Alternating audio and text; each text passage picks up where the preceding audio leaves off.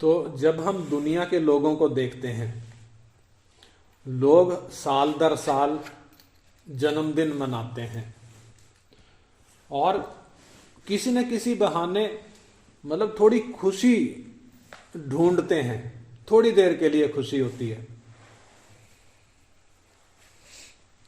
मतलब उनको देखकर लगता क्या है, इन चीजों को देखकर, कि जैसे वो सदा काल तक इधर ही रहने की योजना बनाते हैं।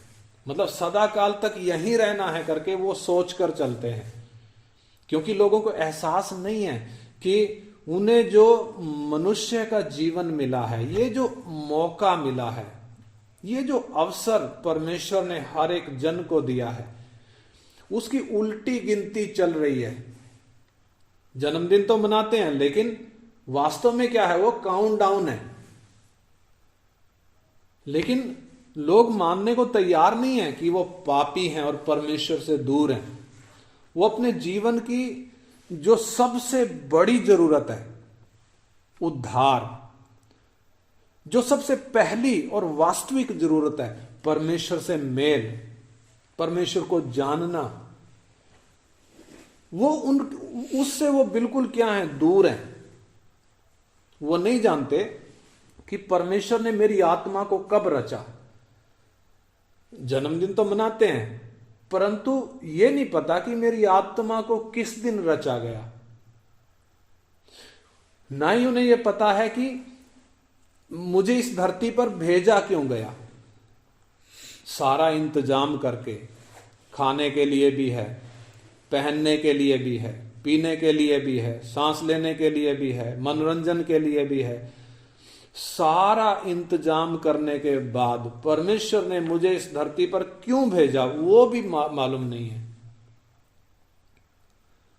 और मेरा बनाने वाला कौन है, इस संसार में मुझे भेजने वाला कौन है, और वो मुझसे चाहता क्या है, ये बातें भी नहीं जानते। हां, एक बात तो जानते हैं कि एक दिन हमें यह संसार छोड़कर जाना है, लेकिन जाना कहां है, अगला ठिकाना कौन सा है, यह बात नहीं जानते।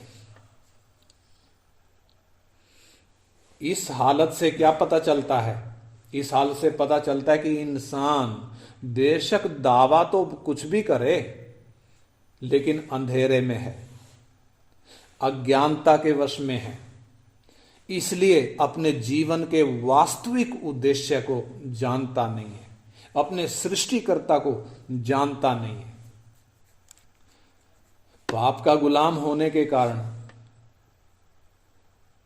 अपने सृष्टिकर्ता से दूर होने के कारण इंसान करता क्या है, अपने शरीर की खुशी थोड़ी देर के लिए ढूंढता है, अपने प्राण के लिए थोड़ी देर के लिए मनोरंजन ढूंढता है।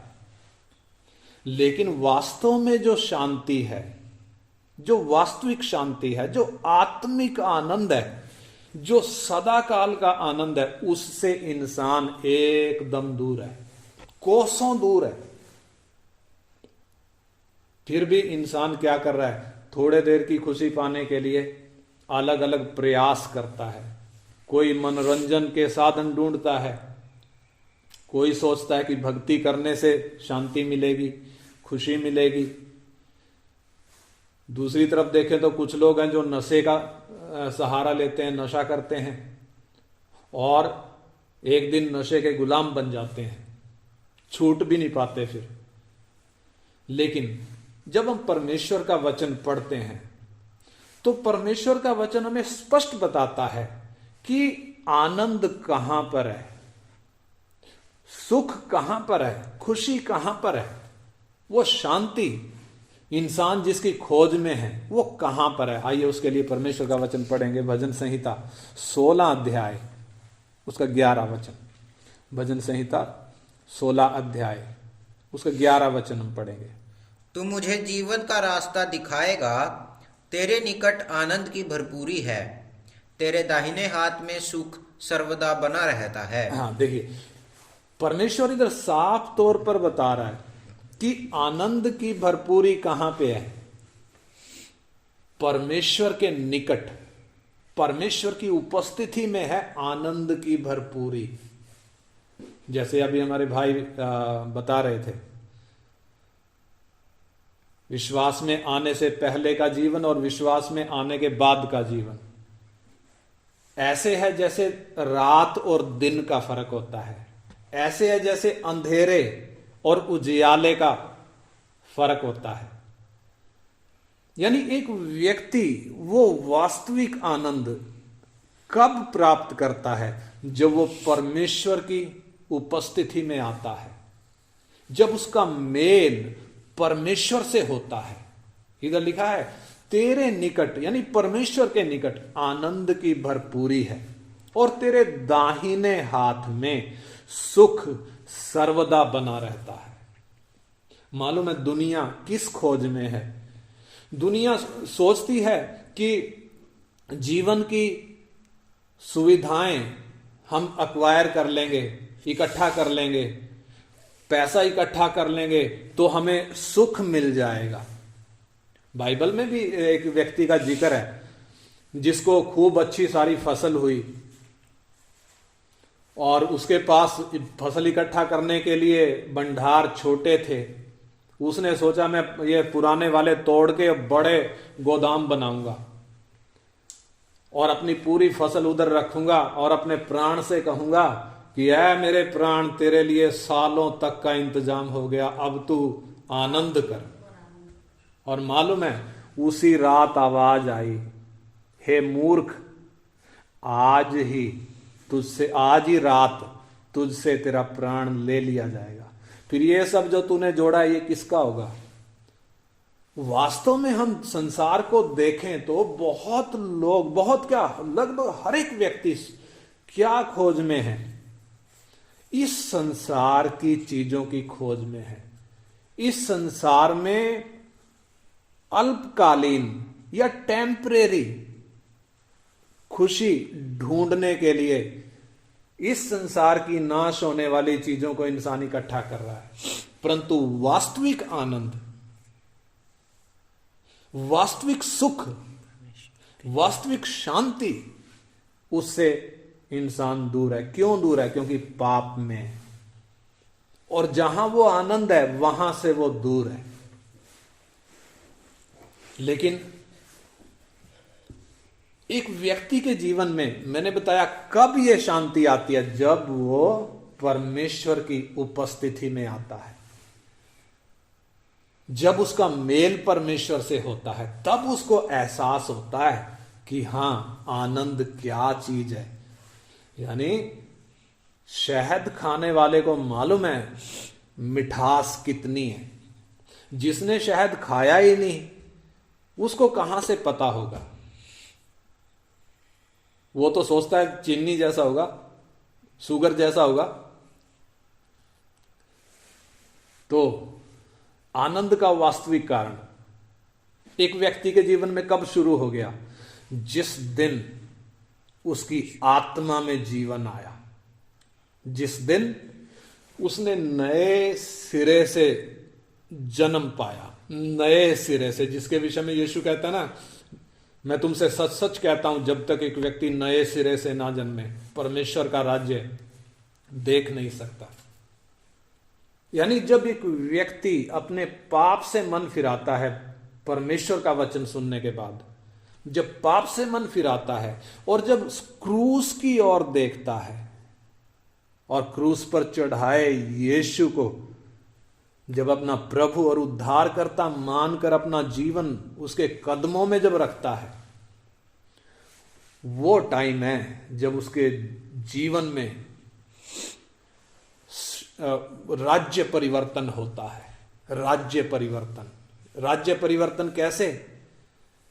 ऐसे नहीं कि कांग्रेस की सरकार चली गई और बीजेपी की आ गई, बल्कि अब तक जिस पाप की वो गुलामी में था आज उससे छुटकारा मिल गया और उसके जीवन में परमेश्वर का राज्य स्थापित हो गया। ये दिन है, ये समय है जिसको हम क्या कहते हैं? नए सिरे से जन्म लेना, जिसे हम कहते हैं नया जन्म। यानी एक व्यक्ति जो अब तक आत्मा में मरा हुआ था पापों और अपराधों के कारण, परमेश्वर के वचन के द्वारा उसके अंदर एक नया जीवन शुरू हो गया, परमेश्वर से मेल हो गया, पाप से छुटकारा हो गया, परमेश्वर के आत्मा ने अंदर आकर परमेश्वर का राज्य स्थापित किया है।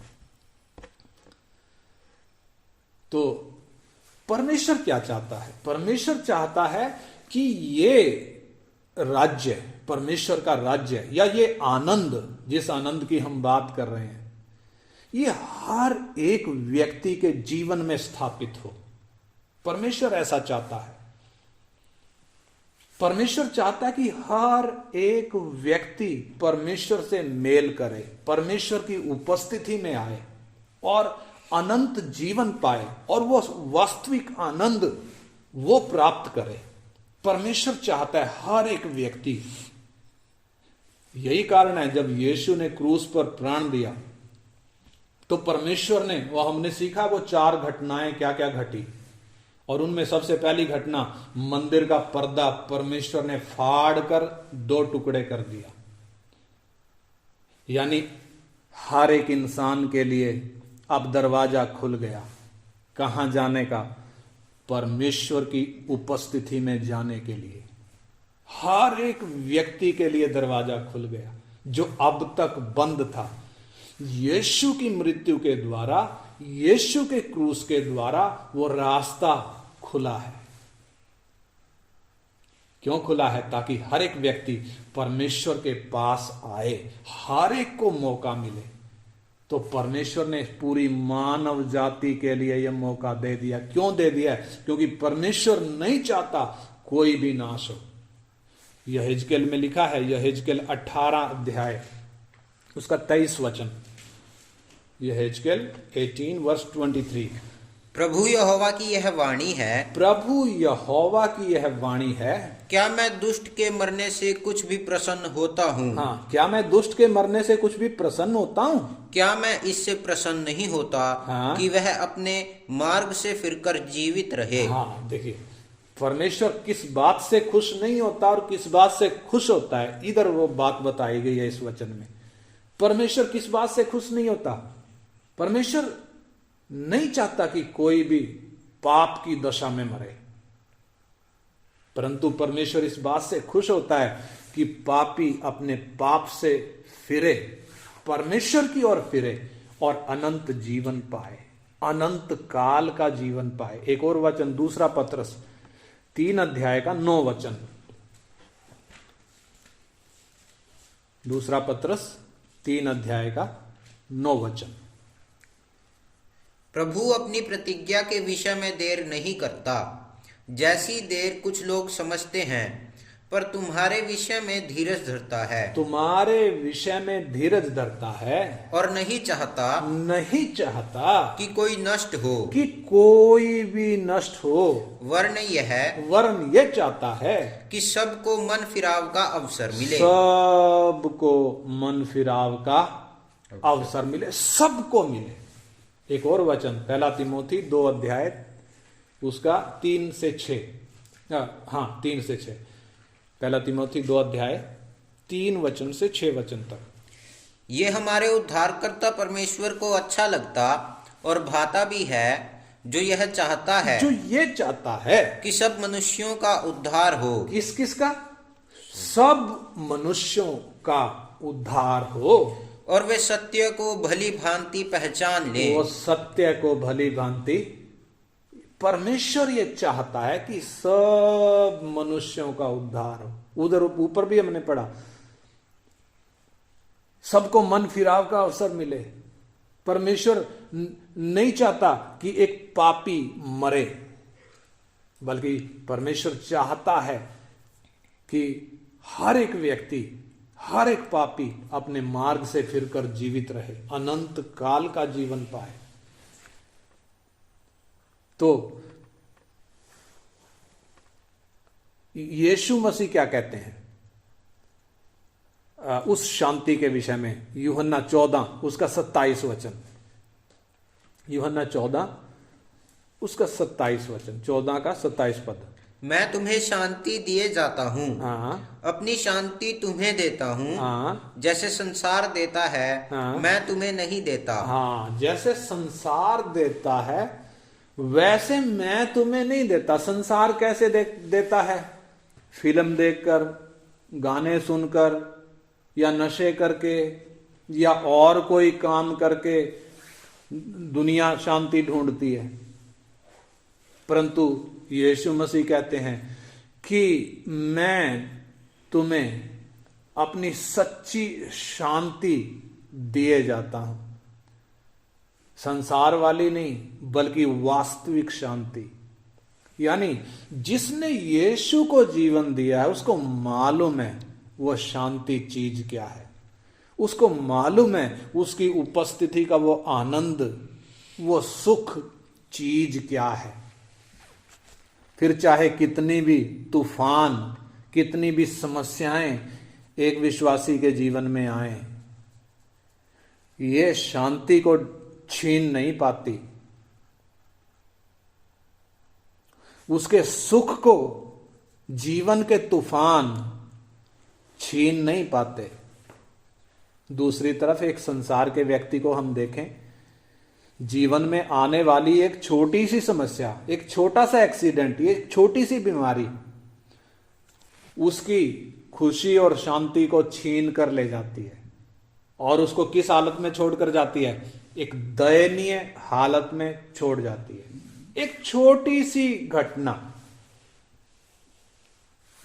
परंतु एक विश्वासी के जीवन में कितना भी तूफान आए, कैसी भी समस्याएं आए, अंदर जो सॉफ्टवेयर परमेश्वर ने इंस्टॉल किया है वो कभी करप्ट नहीं होगा। यानी अंदर जो वो सच्ची शांति या वो सच्चा आनंद, वो जो अंदर आया है, कोई उसको छीन नहीं सकता, कोई छीन नहीं सकता। तो इधर हमने ऊपर पढ़ा परमेश्वर चाहता है कि सबका उद्धार हो, सब मनुष्यों का उद्धार हो। तो इधर सवाल उठता है कि परमेश्वर क्यों चाहता है कि हर एक का उद्धार हो? कारण उसके पीछे क्या है? क्योंकि परमेश्वर की नजर में हर एक व्यक्ति कीमती है, बहुमूल्य है, हर एक व्यक्ति। कारण उसके पीछे, क्योंकि हर एक व्यक्ति को परमेश्वर ने अपने हाथों से बनाया है। कैसे बनाया है? अपने हाथों से। देखो, जैसे अदन की वाटिका में हम देखते हैं आदम को परमेश्वर ने भूमि की मिट्टी से रचा, अपने हाथ से रचा। ऐसे ही हमें भी तो जितने मनुष्य संसार में आ रहे हैं, हर एक को परमेश्वर रचता है। परमेश्वर एक एक की सृष्टि करता है और बड़े उद्देश्य के साथ एक एक को बनाता है। हर एक व्यक्ति को परमेश्वर अपने स्वरूप और समानता में बनाता है। और एक और खास बात, हर एक को परमेश्वर अद्वितीय बनाता है। अद्वितीय इंग्लिश में यूनिक। हर एक व्यक्ति यूनिक है। यूनिक कैसे है? एक व्यक्ति दूसरे व्यक्ति की नकल नहीं है। एक व्यक्ति दूसरे व्यक्ति की कॉपी नहीं है। हर एक व्यक्ति अलग है। बेशक हमारा बाहर से ये जो शारीरिक ढांचा है बेशक एक जैसा हो, सबका एक सिर है, दो आंख हैं, दो कान है, एक नाक है, एक मुंह है और दो हाथ हैं, दो पैर हैं, बेशक हमारा ढांचा एक जैसा हो, तो भी हर एक व्यक्ति यूनिक है। हर एक व्यक्ति, चाहे पुरुष हो या स्त्री हो, चाहे अमीर हो चाहे गरीब हो, चाहे गोरा हो चाहे काला हो, चाहे छोटा हो चाहे बड़ा हो, हर एक व्यक्ति अलग है। देखो कितना परमेश्वर की योजना, कितना मतलब परमेश्वर मन लगाता है एक व्यक्ति पर। हर एक व्यक्ति को अलग क्यों बनाया है? सबूत क्या है? अगर हम सबूत देखें तो हमारे हाथ में सरकार ने जो आधार कार्ड दिया है, ये आधार कार्ड प्रमाण है इस बात का, सबूत है इस बात का कि मेरे जैसा कोई दूसरा व्यक्ति है नहीं, मेरे जैसे फिंगरप्रिंट किसी और के हैं नहीं, मेरे जैसे आई प्रिंट किसी और के हैं नहीं। आजकल मोबाइल हर एक हाथ में है और आजकल ये चेहरा देखकर अनलॉक हो जाता है। चेहरा देखकर, चेहरा क्यों अनलॉक होता है चेहरा देखकर? क्योंकि हमारा जैसे फिंगरप्रिंट होता है वैसे फेस प्रिंट भी है, और ये फेस प्रिंट हर एक व्यक्ति का अलग है। जैसे फिंगरप्रिंट हर एक व्यक्ति की अलग है, आंख का प्रिंट हर एक व्यक्ति का अलग है, ऐसे ही फेस प्रिंट भी हर एक व्यक्ति का अलग है।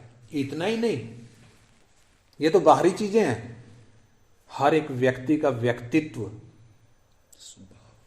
सबसे अलग है। एक व्यक्ति दूसरे व्यक्ति से मेल नहीं खाता। इससे आप क्या अंदाजा लगा सकते हैं?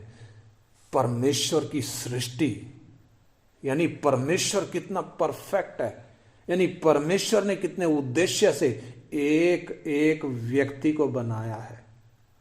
हम यूं ही बेकार में पैदा नहीं हुए, बल्कि बड़ा उद्देश्य है बनाने वाले का, हम एक एक के पीछे। और इसके अलावा भी यदि हम देखें तो हर एक व्यक्ति को परमेश्वर गिफ्ट देकर भेजता है इस धरती पर। कुछ न कुछ योग्यता हर एक व्यक्ति के पास है, और ये इनबिल्ट है। ये बनाने वाले ने अंदर बनाकर तब इधर भेजा है, अंदर डालकर तब भेजा है।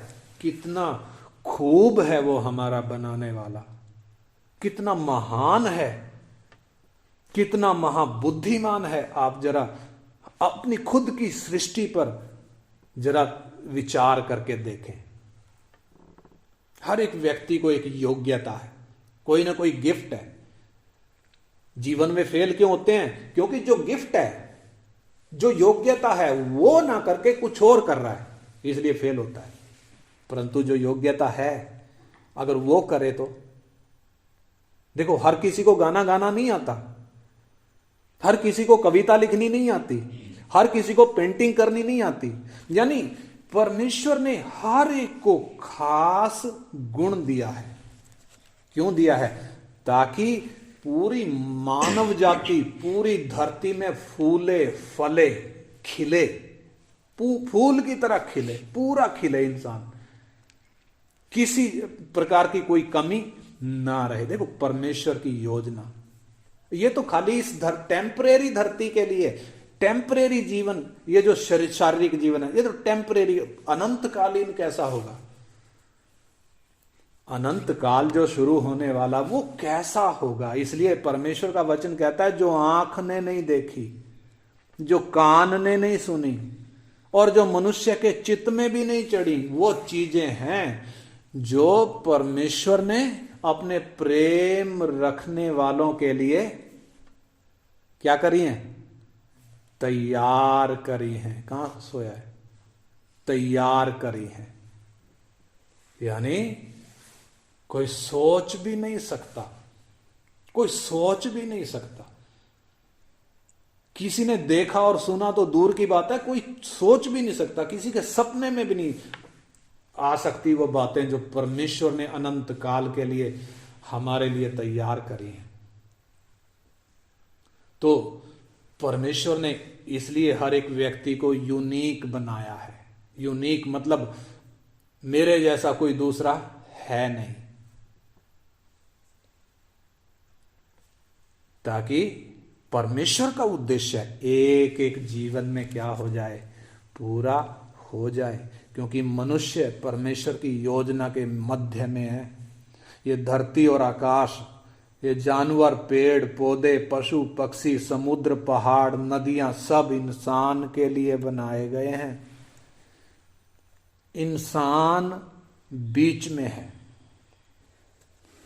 परमेश्वर की दृष्टि जरा आप देखें, परमेश्वर की दृष्टि में हर एक इंसान अनमोल है, अनमोल है। कि और कैसे पता चलता है कि अनमोल है? परमेश्वर ने अपना इकलौता पुत्र मानव जाति के लिए दे दिया।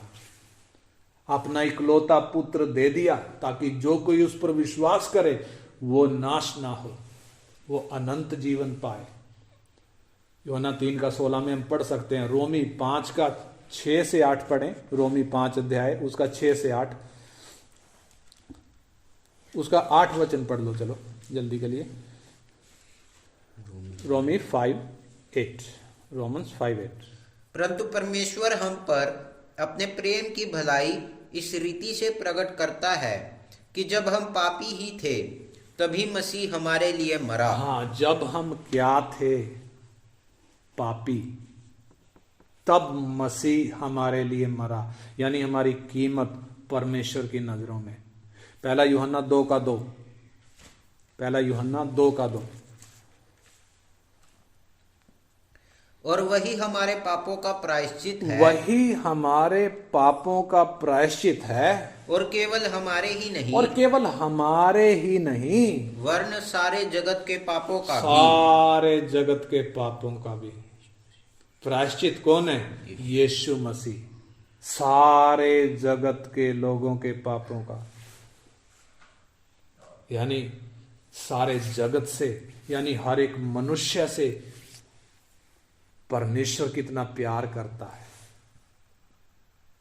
बेशक मानव जाति धर्मों और जातियों में बंटी है, देशों में, राज्यों में बंटी है, भाषाओं में और रंगों में बंटी है, परंतु परमेश्वर हर एक से प्रेम करता है। हर एक परमेश्वर की नजर में बहुमूल्य है। तो जब हर एक बहुमूल्य है तो आप अंदाजा लगाइए वो कितना बहुमूल्य होगा जिसको परमेश्वर ने अपने पुत्र के खून से खरीदा है, जिसके बदले में परमेश्वर ने अपना इकलौता बलिदान किया है, जिसको परमेश्वर ने क्या कर लिया? अपने पुत्र के खून से खरीद लिया। दो प्रकार के हैं ना, एक तो वो हैं जो खरीदे नहीं गए, कीमत तो चुकाई गई है, परंतु जिन्होंने विश्वास करने से इनकार कर दिया, जिसने परमेश्वर का ऑफर रिजेक्ट कर दिया, परंतु जिसने परमेश्वर का ऑफर स्वीकार किया है, एक्सेप्ट किया है, उसको वो कितना कीमती होगा आप जरा अंदाजा लगा कर देखें। अगर आप परमेश्वर के वचन पढ़ें तो कितने सारे वचन हैं बाइबल में जो प्रमाणित करते हैं परमेश्वर हमसे कितना प्रेम करता है, हमसे कितना प्रेम करता है। तो इधर जो बात हो रही है, जिस विषय में आज हम इकट्ठा हुए हैं, जब एक व्यक्ति परमेश्वर का वचन सुनकर पाप से मन फिराता है और क्रूस पर चढ़ाए हुए यीशु को अपना प्रभु और उद्धारकर्ता स्वीकार करता है, वो तो पानी में डूबकर बपतिस्मा लेता है। लेकिन बहुत से लोग क्या सोचते हैं इस बपतिस्मा के विषय में? बहुत से लोगों की सोच कैसी है कि मैंने यीशु पर विश्वास कर लिया और बपतिस्मा भी ले लिया, अब स्वर्ग में मेरी सीट पक्की। बहुत से लोगों की सोच ऐसी है, विश्वास भी कर लिया, बपतिस्मा भी ले लिया, अब स्वर्ग में मेरी सीट पक्की। ना, अभी स्वर्ग में सीट पक्की नहीं हुई है, ये एक भूल है। बपतिस्मा लेने से एक व्यक्ति में बदलाव क्या आता है? बपतिस्मा लेने से एक व्यक्ति जंगली जैतून से काटकर उत्तम जैतून में साटा गया है। जिस प्रकार मन फिराना, पाप से मन फिराना परमेश्वर की आज्ञा है, बपतिस्मा भी परमेश्वर की आज्ञा है। और बपतिस्मा के द्वारा एक व्यक्ति अपना जीवन परमेश्वर के हाथ में सौंपता है ताकि परमेश्वर की इच्छा उसके जीवन में पूरी हो, परमेश्वर का उद्देश्य उसके जीवन में पूरा हो। तो जैसे जैसे वो अपने जीवन को परमेश्वर के हाथ में सौंपता है, वैसे वैसे परमेश्वर का आत्मा उसके जीवन में उद्धार के काम को पूरा करता है। और वो अंश अंश करके परमेश्वर के तेजस्वी रूप में बदलता जाता है, अंश अंश करके बदलता जाता है। परंतु दूसरी तरफ आप देखें तो बपतिस्मा लेकर भी एक व्यक्ति यदि संसार की रीति पर चले, जैसे पहले चलता था, तमाम कुछ करके अपने आप को दिखाने की कोशिश करे जैसे पहले करता था, तो उसमें और अन्य जाति में कोई बदलाव थोड़ी है, कोई अंतर थोड़ी है। ऐसों के लिए परमेश्वर स्पष्ट चेतावनी देता है परमेश्वर के वचन में। कुलूसी 2:20 जल्दी से पढ़ें, कुलूसी 2:20, कुलूसियों की पत्री 2 अध्याय का 20 वचन। जबकि तुम मसीह के साथ संसार की आदि शिक्षा की ओर से मर गए हो, तो फिर क्यों उनके समान जो संसार के हैं जीवन बिताते हो? तुम ऐसी विधियों के वश में क्यों रहते हो? हाँ, देखिए परमेश्वर जब उस पर हमने यीशु मसीह पर जब हमने विश्वास किया, उसने हमें सारे बंधनों से आजाद कर दिया, सारी बेड़ियां तोड़ डाली, सारी गुलामी से हमें स्वतंत्र कर दिया। तो एक व्यक्ति विश्वास करके और बपतिस्मा लेकर भी यदि संसार की रीति पर चलता है, तो परमेश्वर क्या कह रहा है? तुम तो संसार की आदि शिक्षा के लिए मर गए थे, तो फिर अब क्यों तुम संसार के लोगों की तरह जीवन बिताते हो? तुम उनकी विधियों पर क्यों चलते हो? और याकूब 4:4 पढ़ें तो उधर लिखा है, हे व्याभिचारियों और हे व्याभिचारिणियों, क्या तुम नहीं जानते कि संसार से मित्रता करनी परमेश्वर से बैर करना है? अतः जो कोई परमेश्वर का मित्र होना, जो कोई संसार का मित्र होना चाहता है, वो अपने आप को परमेश्वर का बैरी बनाता है। और 1 यूहन्ना 2:15 में यदि पढ़े तो उधर लिखा कि तुम ना तो संसार से और ना संसार में की चीजों से प्रेम रखो। यदि कोई संसार से प्रेम रखता है तो उसमें पिता का प्रेम नहीं है। और गलाती 1:4 यदि पढ़ें तो गलाती 1:4 पढ़ें।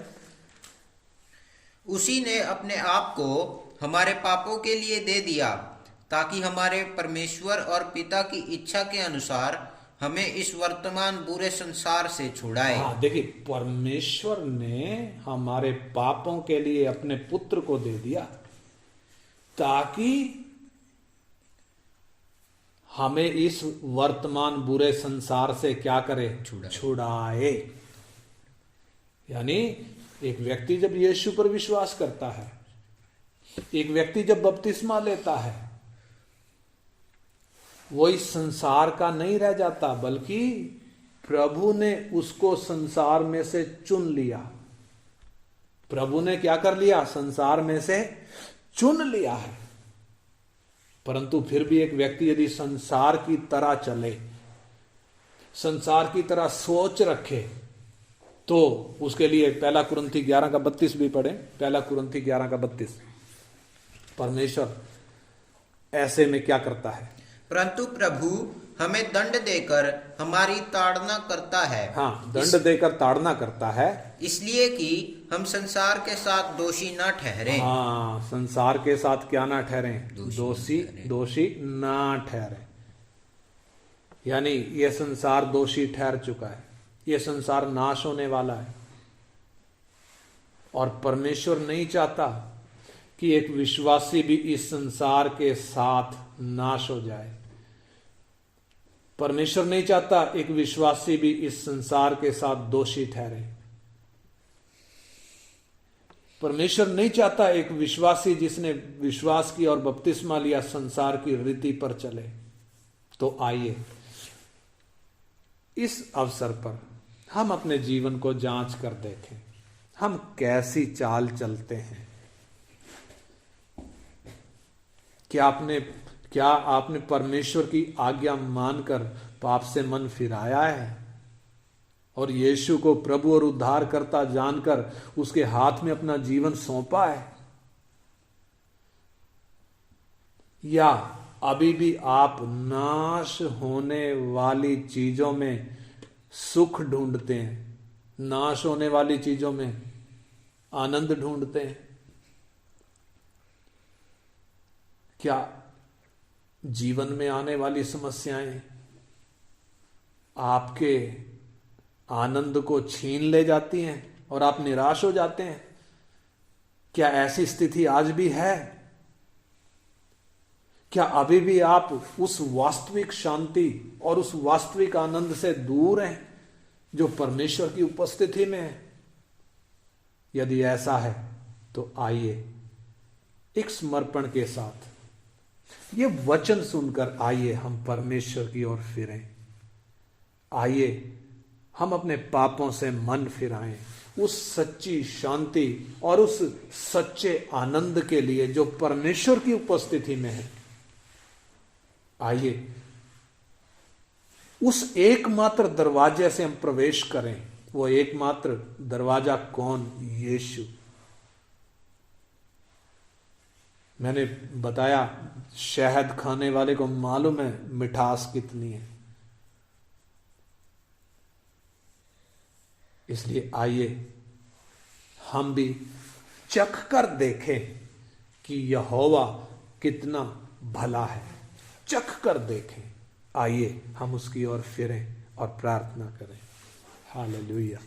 हमारे स्वर्गीय पिता, इस अच्छे अवसर के लिए हम आपका धन्यवाद देते हैं। आपका पवित्र वचन जो आपने हमें खोल कर दिया प्रभु,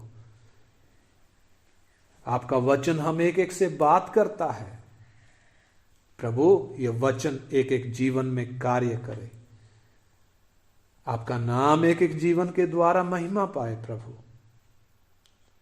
टेम्परेरी शांति ढूंढने की बजाय हम में से प्रत्येक जन जो ये आवाज सुन रहा है प्रभु, वह सच्ची शांति, वह सच्चा आनंद और सच्चा सुख जिसको इस संसार के तूफान भी छीन नहीं पाते, जो आपके पास ही है प्रभु, वो प्राप्त करने के लिए आपकी ओर फिर सके। बाप एक एक जीवन में आपका आत्मा कार्य करे, ऐसी विनती करते हैं पिता, यीशु मसीह के पवित्र नाम में मांगते हैं। आमीन। आमीन।